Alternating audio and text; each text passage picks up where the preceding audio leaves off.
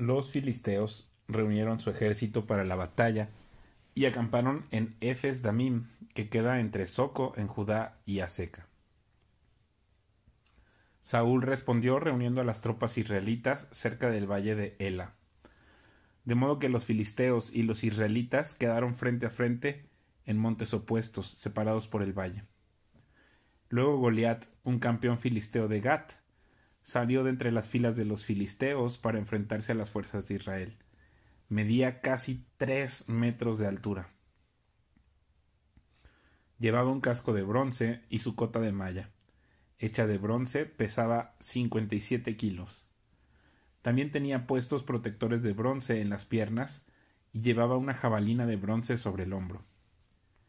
El asta de su lanza era tan pesada y gruesa como un rodillo de telar, con una punta de hierro que pesaba casi 7 kilos.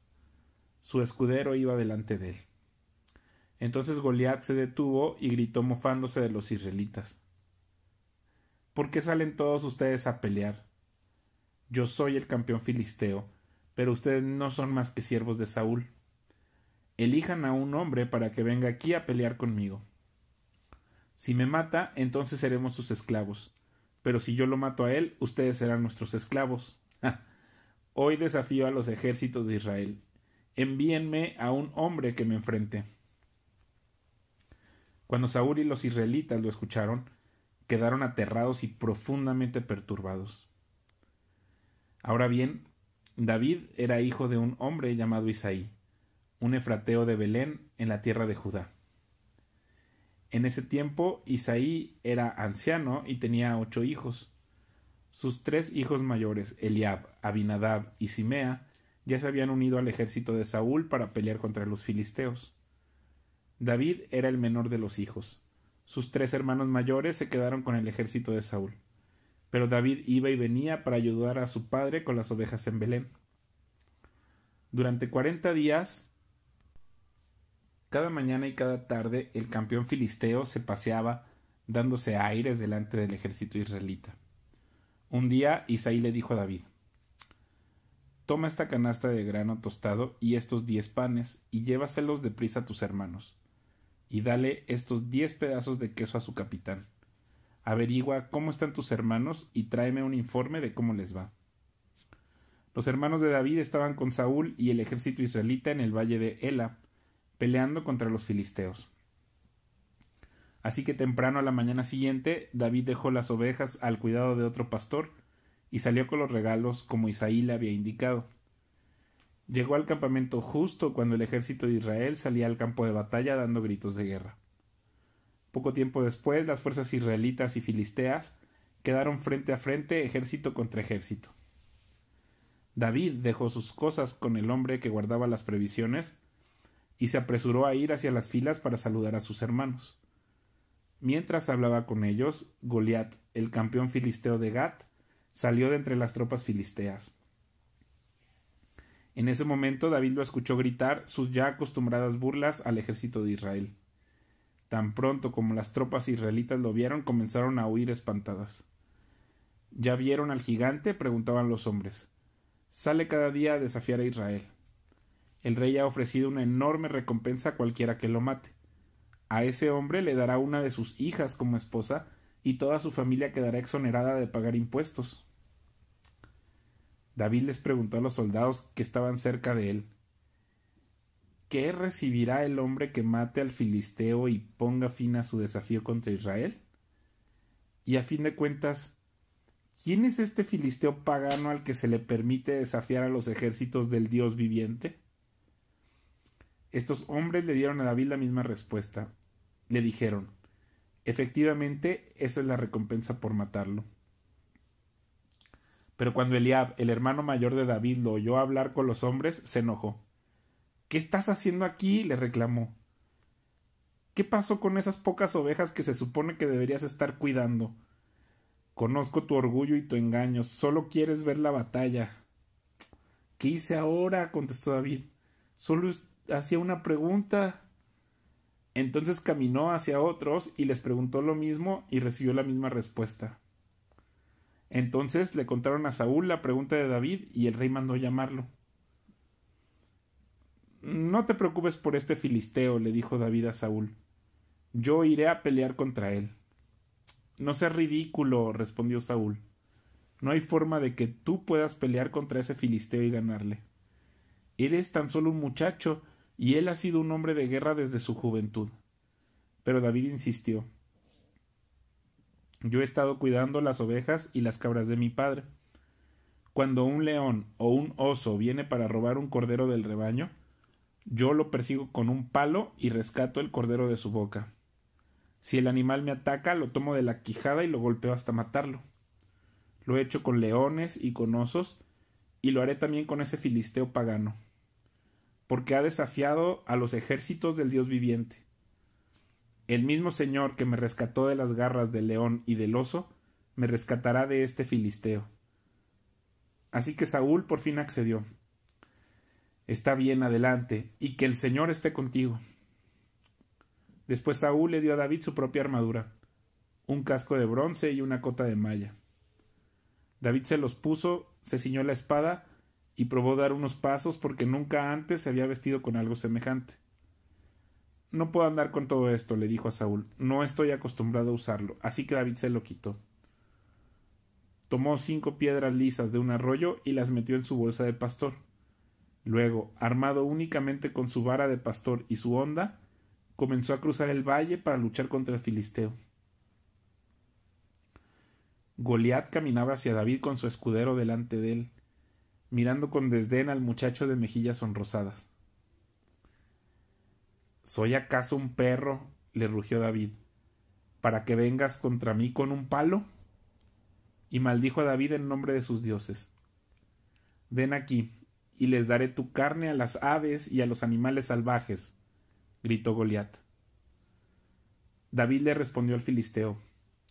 Tú vienes contra mí con espada, lanza y jabalina, pero yo vengo contra ti en nombre del Señor de los ejércitos celestiales, el Dios de los ejércitos de Israel, a quien tú has desafiado. Hoy el Señor te conquistará, y yo te mataré y te cortaré la cabeza, y luego daré los cadáveres de tus hombres a las aves y a los animales salvajes, y todo el mundo sabrá que hay un Dios en Israel. Todos los que están aquí reunidos sabrán que el Señor rescata a su pueblo, pero no con espada ni con lanza. Esta es la batalla del Señor, y los entregará a ustedes en nuestras manos. Cuando Goliat se acercó para atacarlo, David fue corriendo para enfrentarse con él. Metió la mano en su bolsa de pastor, sacó una piedra, la lanzó con su honda y golpeó al filisteo en la frente. La piedra se le incrustó ahí, y Goliat se atambaleó y cayó de cara al suelo. Así David triunfó sobre el filisteo con solo una honda y una piedra, porque no tenía espada. Después David corrió y sacó de su vaina la espada de Goliat y la usó para matarlo y cortarle la cabeza. Cuando los filisteos vieron que su campeón estaba muerto, se dieron la vuelta y huyeron. Así que los hombres de Israel y Judá dieron un gran grito de triunfo y corrieron tras los filisteos, persiguiéndolos tan lejos como Gat y hasta las puertas de Ecrón. Los cuerpos de los filisteos muertos y heridos estuvieron esparcidos a lo largo del camino de Saharaim hasta Gat y Ecrón. Luego el ejército de Israel regresó y saqueó el campamento abandonado de los filisteos. David llevó la cabeza del filisteo a Jerusalén, pero guardó la armadura en su propia carpa. Al observar a David pelear contra el filisteo, Saúl le preguntó a Abner, el comandante de su ejército: Abner, ¿quién es el padre de este muchacho? En realidad no lo sé, declaró Abner. Bueno, averigua quién es, le dijo el rey. Tan pronto como David regresó de matar a Goliat, Abner lo llevó ante Saúl con la cabeza del filisteo todavía en la mano. Dime quién es tu padre, muchacho, le dijo Saúl. Su nombre es Isaí y vivimos en Belén, contestó David. Después de que David terminó de hablar con Saúl, conoció a Jonatán, el hijo del rey. De inmediato se creó un vínculo entre ellos, pues Jonatán amó a David como a sí mismo. A partir de ese día, Saúl mantuvo a David con él y no lo dejaba volver a su casa. Jonatán hizo un pacto solemne con David porque lo amaba tanto como a sí mismo. Para sellar el pacto, quitó su manto y se lo dio a David junto con su túnica, su espada, su arco y su cinturón. Todo lo que Saúl le pedía a David que hiciera, él lo hacía con éxito. Como resultado, Saúl lo hizo comandante sobre los hombres de guerra, un nombramiento que fue bien recibido tanto por el pueblo como por los oficiales de Saúl. Cuando el ejército de Israel regresaba triunfante después de que David mató al filisteo, mujeres de todas las ciudades de Israel salieron para recibir al rey Saúl. Cantaron y danzaron de alegría con panderetas y címbalos. Este era su canto. Saúl mató a sus 1000 y David a sus 10,000. Esto hizo que Saúl se enojara mucho. ¿Qué es esto?, dijo. ¿Le dan crédito a David por 10,000 y a mí solo por 1000? Solo falta que lo hagan su rey. Desde ese momento Saúl miró con recelo a David. Al día siguiente, un espíritu atormentador de parte de Dios abrumó a Saúl y comenzó a desvariar como un loco en su casa. David tocaba el arpa tal como lo hacía cada día, pero Saúl tenía una lanza en la mano, y de repente se la arrojó a David, tratando de clavarlo en la pared, pero David lo esquivó 2 veces. Después Saúl tenía miedo de David porque el Señor estaba con David, pero se había apartado de él. Finalmente lo echó de su presencia y lo nombró comandante sobre 1000 hombres, y David dirigía fielmente a las tropas en batalla. David siguió teniendo éxito en todo lo que hacía porque el Señor estaba con él. Cuando Saúl reconoció esto, le tuvo aún más miedo. Pero todos en Israel y en Judá amaban a David porque tenía tanto éxito al dirigir a sus tropas en batalla. Cierto día Saúl le dijo a David: «Estoy listo para darte a mi hija mayor, Merab, por esposa, pero antes deberás demostrar que eres un guerrero de verdad al pelear las batallas del Señor». Pues Saúl pensó: «Voy a enviar a David contra los filisteos y dejar que ellos lo maten en vez de hacerlo yo mismo. ¿Quién soy yo y quién es mi familia en Israel para que yo sea el rey, el yerno del rey?», exclamó David. «La familia de mi padre no es nadie». Así que cuando llegó el momento para que Saúl le diera su hija Merab en matrimonio a David, Saúl se la dio a Adriel, un hombre de Meola. Mientras tanto, Mical, otra hija de Saúl, se había enamorado de David, y cuando Saúl se enteró se puso contento. «Me da otra oportunidad para que los filisteos lo maten», se dijo Saúl a sí mismo. Pero David le dijo: «Hoy tienes una segunda oportunidad para llegar a ser mi yerno». Después Saúl instruyó a sus siervos para que le dijeran a David: «El rey te aprecia mucho al igual que nosotros.